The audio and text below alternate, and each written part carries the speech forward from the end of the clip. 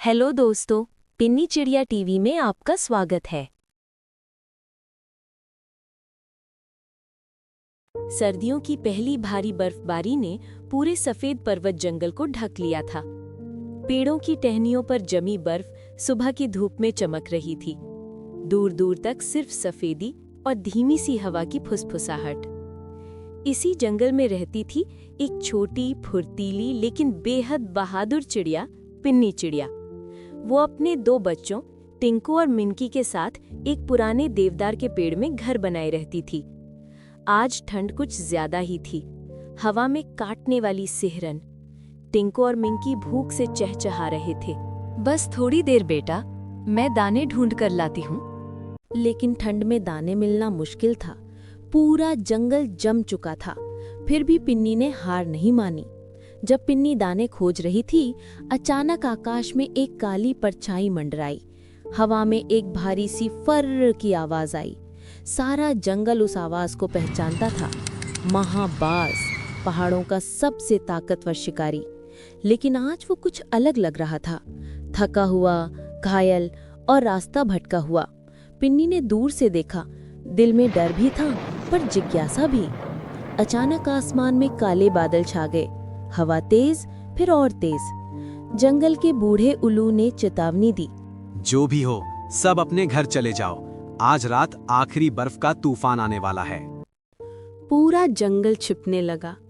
लेकिन पिन्नी घबरा गई। उसके बच्चों के पास खाने को कुछ भी नहीं था। वो दौड़ती हुई घोंसले वापस पहुंची।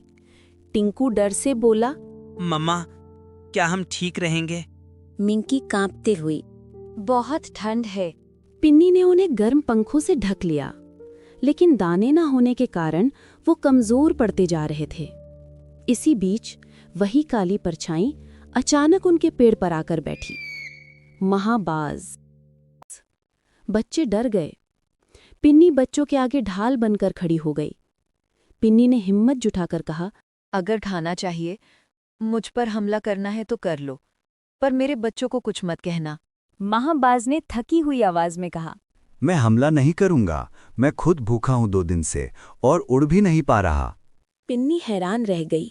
इतना शक्तिशाली शिकारी आज असहाय। तभी तूफान की पहली तेज हवा चली और पेड़ जोर से हिल गया। बर्फ का तूफान शुरू हो चुका था। हवा इतनी तेज कि पेड़ की डालियां टूटने जैसी।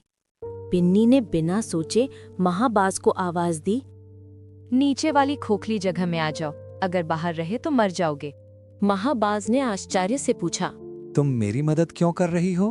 पिन्नी बोली, क्योंकि आज तुम शिकारी नहीं, एक जरूरतमंद हो। महाबाज धीरे धीरे नीचे वाली खोखली जगह में छिप गया। पिन्नी, टिंकू और मिंकी ऊपर घोंसले में बैठ गए। तूफान पूरी रात चलता रहा। सुबह जब तूफान शांत हुआ, पूरा जंगल तहस नहस हो चुका था। कई पेड़ गिर गए थे। सारी बर्फ जमी हुई थी।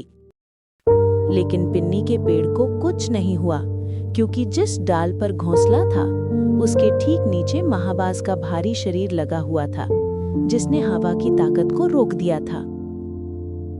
महाबाज ने कहा, तुमने मेरी जान बचाई और मैंने तुम्हारा घर। तूफान के बाद दाने और कीड़े जमीन पर बिखरे मिले।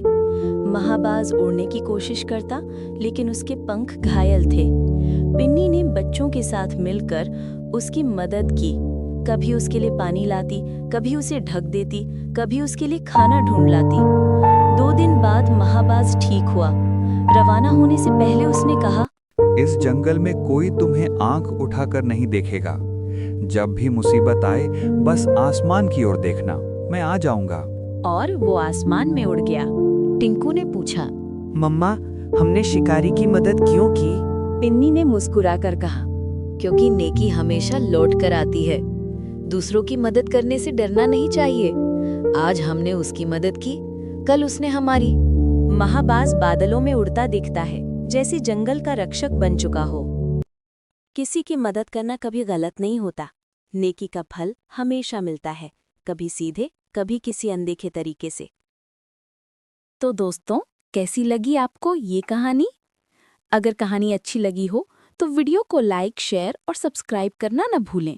मिलते हैं अगली कहानी में, तब तक के लिए